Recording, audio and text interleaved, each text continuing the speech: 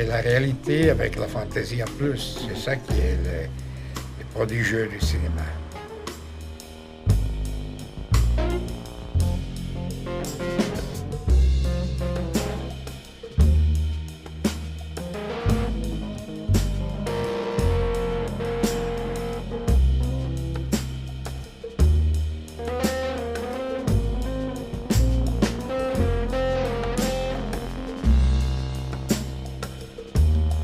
Quel est le ou les films qui vous semblent les plus représentatifs de cette période-là, dans ceux que vous avez réalisés? Je parle avant Ronde de nuit. S'il y a bien un film qui correspond en fait à la fois à Canal Emploi, et je dirais même à sa mission, quoi, et au désir de cinéma, c'est 6-2 salle 10. Donc c'est un film qui est tourné au Val d'Or, c'est-à-dire un hôpital gériatrique à Liège, soins palliatifs. C'est tourné parce qu'il y a une grève de personnel. Pourquoi est-ce que le personnel se met en grève? Parce qu'il y a diminution des taux d'encadrement et donc probablement diminution aussi de la qualité des soins. Donc là, personnel en grève pour danger de perte d'emploi, pour qualité de travail, on est tout à fait dans les mobiles de Canal Emploi. On est tout à fait là, on parle effectivement de l'emploi et du maintien de l'emploi. Donc on est dedans.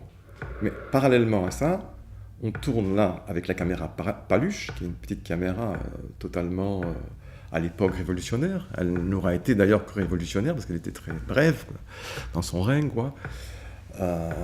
Et donc c'est de la vidéo. C'est de la vidéo, mais c'est une caméra qui se porte. Enfin, je veux dire, on a un écran là autour du cou, et elle est comme une lampe de poche.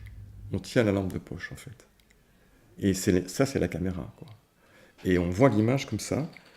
Elle est hyper définie. Il y a un Zeiss Distingo dessus qui ouvre à 8, je crois. Donc c'est un objectif de cinéma. Donc moi j'ai choisi aussi de mettre un objectif de cinéma dessus. La sensibilité, c'est du noir et blanc, mais la sensibilité est extraordinaire. Elle donne une qualité d'image de cinéma. Et donc, je choisis ce film-là parce qu'il est tout à fait dans cette vocation cinématographique, et en même temps, ça veut dire que le cinéma, même dans un cadre institutionnel, je pense qu'il pourrait, si on lui donnait l'ouverture, il pourrait servir tout à fait, en tout cas, des vocations humanistes dans certaines associations. Allez, on va essayer de voir tout? Non, dans l'autre sens. Tournez-le. Faut pas enlever le couvert. Non. Mais il n'y a pas ici. Non, monsieur, vous le tenez comme ça et vous le buvez doucement. Voilà. Levez un petit peu. Très bien. Attention, je le lâche, vous l'avez tout seul.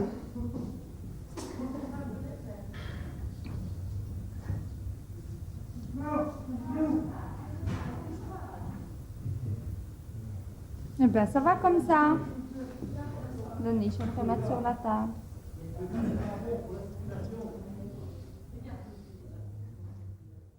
On est bien en train d'entrer dans cette institution par rapport à des pertes de qualité d'emploi, mais des pertes de nombre d'emplois.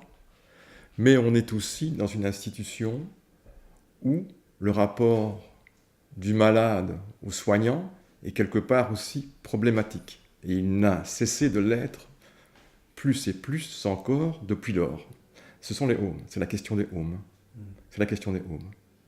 Et donc, cette caméra, techniquement aussi, pour des raisons, vous avez peut-être trouvé la manière dont je m'en suis sorti perverse, mais je ne peux pas filmer les personnes qui sont alitées. Déontologiquement, je ne peux pas le faire. Donc, la caméra prend le point de vue d'un plan subjectif, où la caméra est contre l'ajout de ces personnes, on voit d'ailleurs à peine l'ajout, mais le plan subjectif, ça devient le plan du spectateur. C'est-à-dire qu'on sait que le plan subjectif, ça fait en sorte que le spectateur prenne le point de vue, en fait, de celui à côté de qui, de celui dont la caméra est plus le regard, donc est à côté de. Donc du coup, le spectateur ne va pas seulement voir le travail des infirmières, etc., mais elle va voir aussi ce que voient les vieillards. Et elle va écouter leurs dialogues. Donc le film met le doigt sur un problème de société. Ça va au-delà d'un problème d'emploi. C'est assez lié, et ça l'était cette fois-là encore. Et donc voilà, je trouve que ce film-là, c'est totalement le moment de convergence des missions de Canal Emploi et du développement d'une tendance cinéma à l'intérieur, en fait, de la sphère du travail.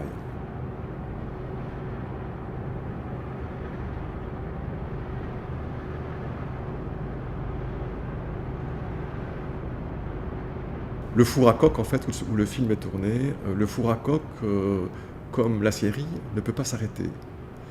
Si le four à coque s'arrête, donc le four à coque c'est quand même un truc énorme, c'est une espèce de terrain de football de 30 mètres de haut, quoi, où on met de la poussière de charbon et on en ressort du coq qui servira à faire une fusion, enfin dire une combustion intense sur le haut fourneau et permettra de fondre l'acier, de fond de minerai de fer. Donc le four à coque, si on l'arrête, si tout le monde s'en va vers la manif, quand on revient, il est éteint. Il faut démolir ce terrain de football de 30 mètres de haut et refaire des cases parce que les choses sont serrées à l'intérieur, c'est une brique réfractaire et ça ne peut pas marcher. Donc il faut entretenir les feux.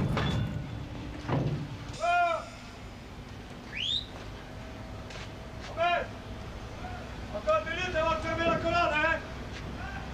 Ne ferme pas la colonne maintenant, attends une minute! Allez, ça va! Ça va!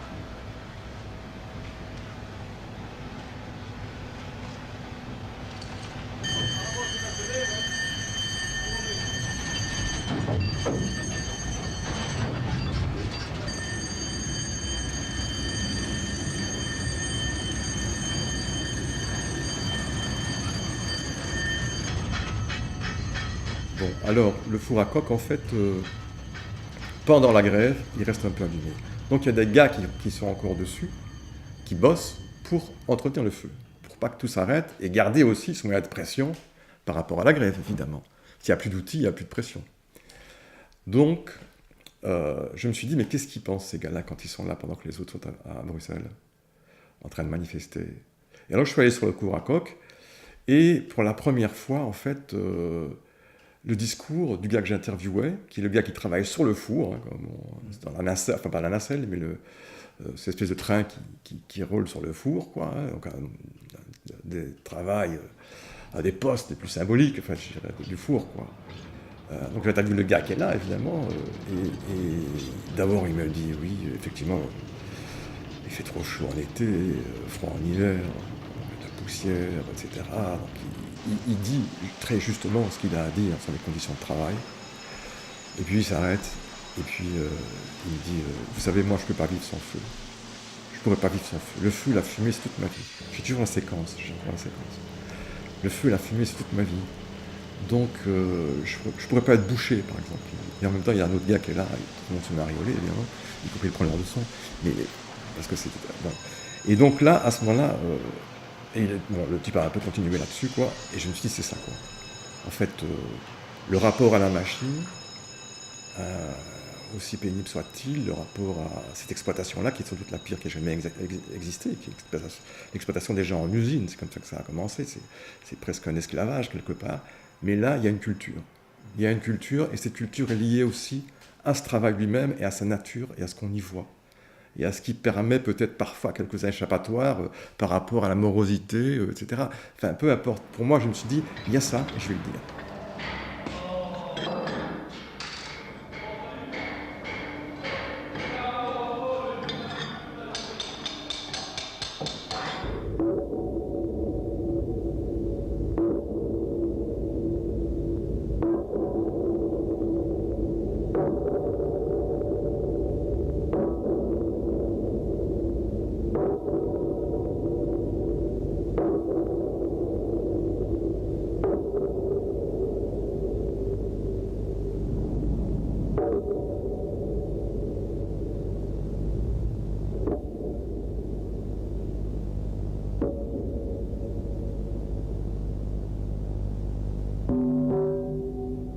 je pense qu'il y a différents niveaux dans le film. D'abord, le film montre, enfin, ce qui est peu fait, je pense, les rapports des travailleurs entre eux.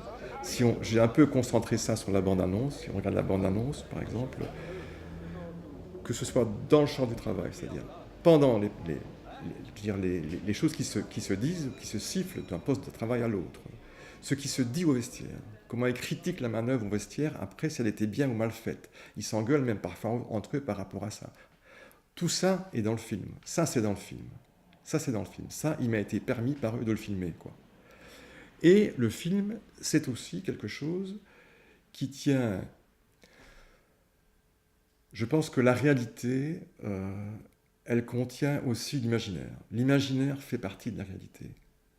Et si l'imaginaire ne faisait pas partie de la réalité, notamment en ce qui concerne l'usine, on ne verrait pas un gars qui travaille sur le four à coke, qui est habillé comme un cow-boy d'un western d'Ennio Morricone.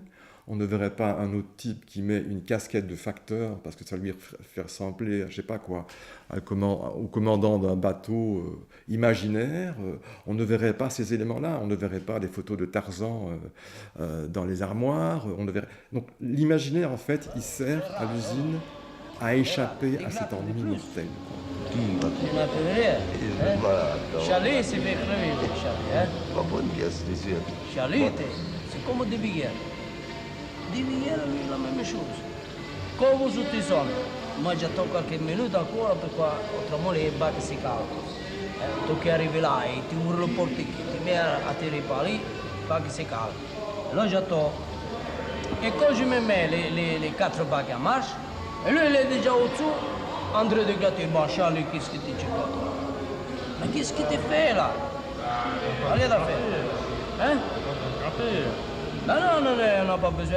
Je l'ai dit toujours, il faut regarder quand le bac il fume, au-dessous. Quand il fume, le bac il est calé. Alors, à ce moment-là, il faut aller. Donc, on est sur un film qui, à la fois, montre la culture de l'usine et en même temps ne se dérange pas à un moment donné pour faire que les balayeurs, qui sont tout le temps comme ça, on imagine à un moment donné qu'il faut tourner leur balai. Et ça dure, je ne sais pas, 1 minute. Et voilà, donc c'est un film qui est dans cette conviction-là et dans comment dire, cet équilibre-là aussi, je pense. Parce que je pense que autant l'exploitation du travail est tragique, autant ça a été quand même la vie d'un certain nombre de gens qui ont réussi à en faire quelque chose, un champ où ils pouvaient communiquer aimablement ou généreusement avec d'autres, quoi. Et c'est ça que je montre. Et ça ne peut se voir que si on va dans l'usine et si on sait un peu avant aussi que ça existe. C'est pas à la portée d'une analyse extérieure. Voilà. Aussi généreux qu'on puisse être, qu'on veuille être, quoi. Donc voilà. Et c'est ça aussi le lieu de la contestation du film. C'est-à-dire que c'est sa force, en fait.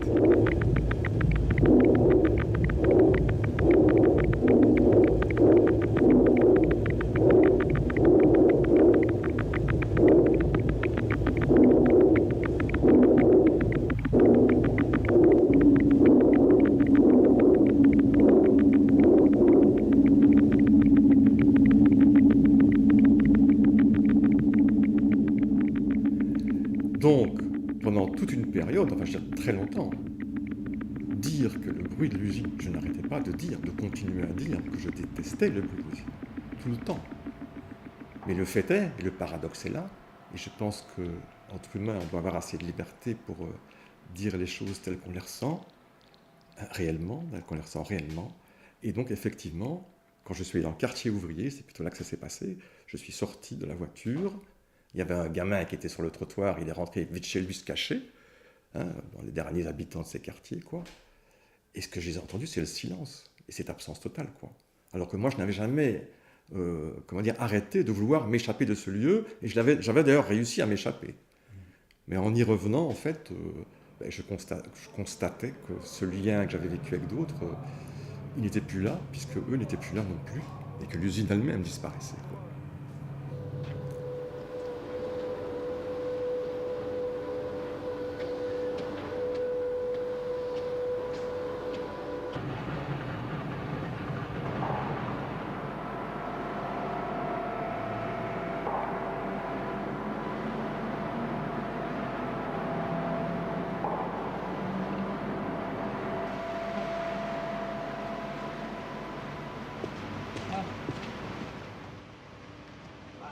Lasciamo te via avec nous maintenant, hein? Oui, je viens avec vous. Parce que aujourd'hui, quoi, on dormait aussi.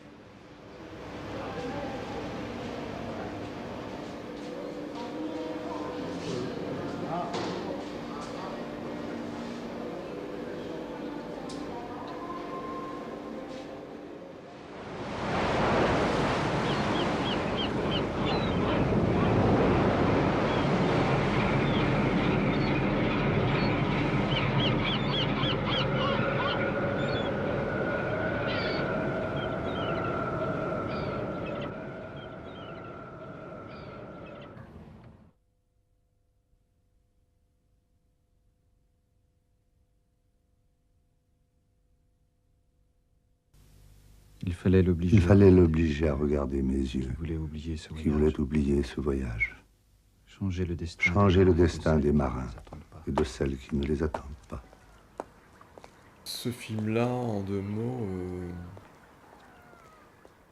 beaucoup de travail sur le scénario, alors que à cette époque-là, ce que je sais faire, c'est réagir sur quelque chose qui est devant moi et qui...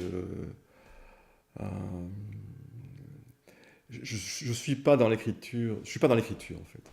C'est pas mon truc à ce moment-là. C'est-à-dire que je n'arrive pas à... Et je suis surtout pas, dans les films que j'ai faits, quelqu'un qui développe en fait une histoire sur l'action, mais plutôt sur ces zones de temps suspendues, quoi. Et puis il y a pas assez d'argent. On a démarré le film, on a 2 tiers du budget. Mais à un moment donné, on s'est dit, c'était toi qui produisais, il faut y aller maintenant, on n'ira jamais. Et donc on part avec 2 tiers du budget, mais on n'arrivera jamais non plus à trouver le reste du budget. Donc finalement, on fait un film qui est écourté dans son scénario. Je ne suis plus du tout dans la foulée de Ronde de nuit, je suis parti ailleurs. Je suis parti dans mon désir de faire du cinéma que j'ai depuis toujours. Et donc, je fais ça parce que j'ai envie de le faire. Mais par ailleurs, ça ne correspond pas du tout à mon apprentissage. J'ai passé des mois à Anvers, quoi. J'ai repéré, il y a 100 km de quai, j'ai fait les 100 km de quai, je suis resté des mois à Anvers à repérer, comme un documentariste, tout ce qu'il y avait. En fait, je travaillais comme un documentariste sur une fiction, quoi. Donc, c'est-à-dire que les réactions négatives ont été telles en Belgique, à ce moment-là, que je me suis dit, ce film est complètement raté, quoi. Maintenant, je me repose la question, parce que quand je vois quand même les réactions en Allemagne, elles ne sont pas du tout les mêmes. Mais en fait, maintenant c'est trop tard, l'occasion est passée, quoi. Mais je suis entré dans ce bistrot de l'autre bout du monde. J'ai cédé au simulacre de son regard, de sa voix. Un décor était planté que je n'avais pas choisi. Une sorte d'apesanteur, de saveur irrémédiable, d'aspiration vers les profondeurs du ciel et des eaux. Je connaissais bien Agnès, je connaissais bien Marie-France Collard, donc j'ai décidé, j'étais voir Agnès, j'étais voir Marie-France Collard, j'ai dit, est-ce qu'on fait une boîte de production ?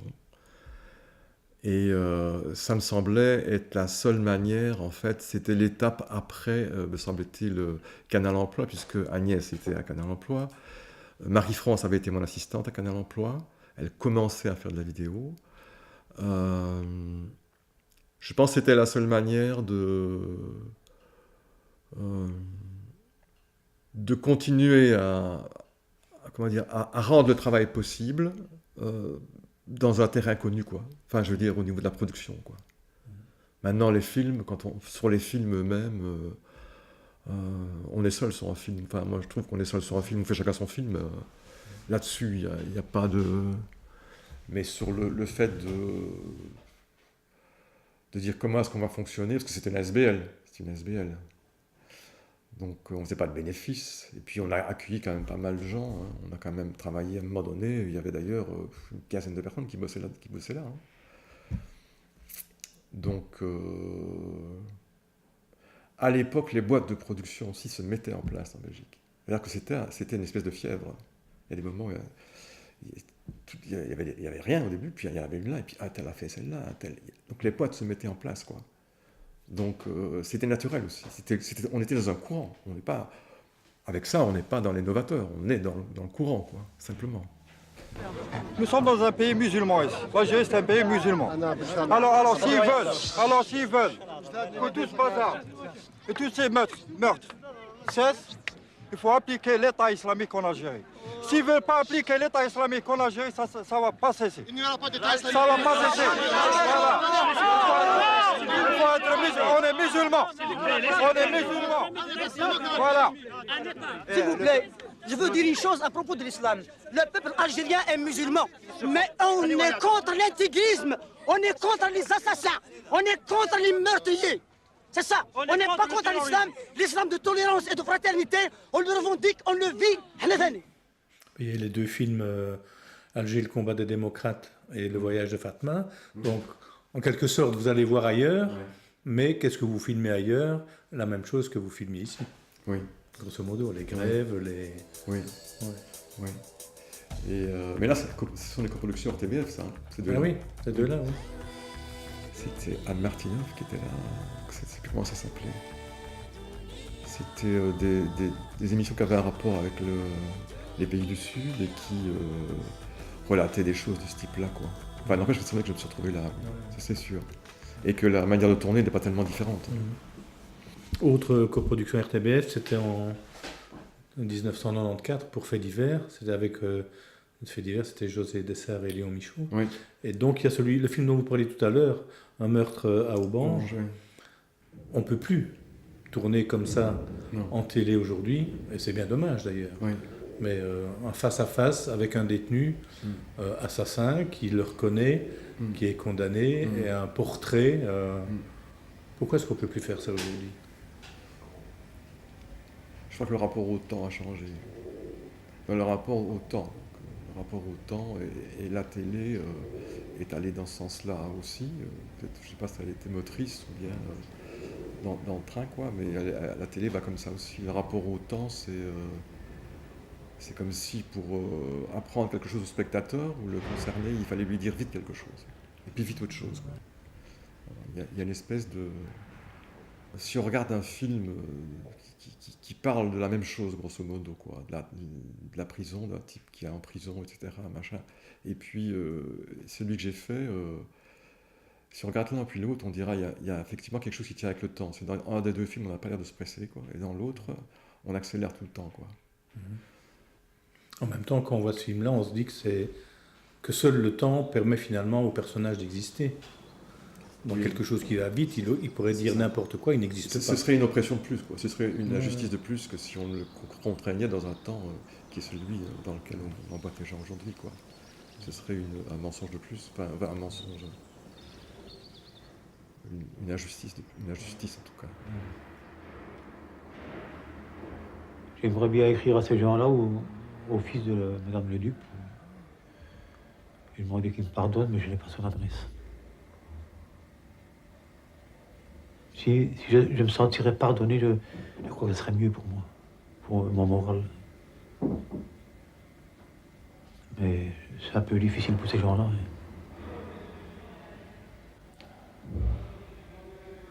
Est-ce que vous pardonneriez, vous, à leur place ou pas?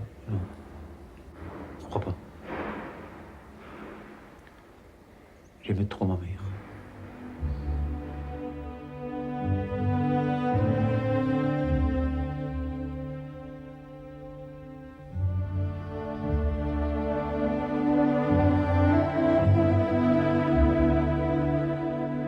Vous auriez peut-être pu entrer à l'RTBF comme réalisateur.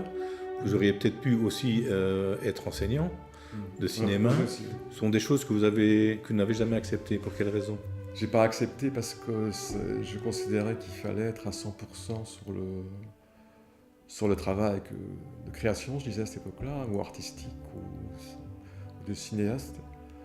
Donc j'ai très vite, après Ronde de nuit, on m'a proposé un poste à l'ERG, à Bruxelles, que j'ai refusé. Et on m'a proposé 2 fois d'entrer à l'RTBF Liège, dont un fait divers, que j'ai refusé aussi. À certains moments de ma vie, notamment vers les années 2005-2010, je pense que j'ai un peu regretté, parce qu'apparemment, on se retrouve sans fric, évidemment. Mais oui, financièrement, c'est pas évident. Financièrement, c'est pas simple. Mais, donc, voilà. Bon, je pense que c'était à refaire. Si je savais ce que je sais aujourd'hui, je pense que je serais quand même prof, quoi. Je crois que finalement... Parce qu'après, j'ai fait des formations. Enfin, je veux dire, j'en ai donné, quoi. Donc, ça me plaisait assez, quoi.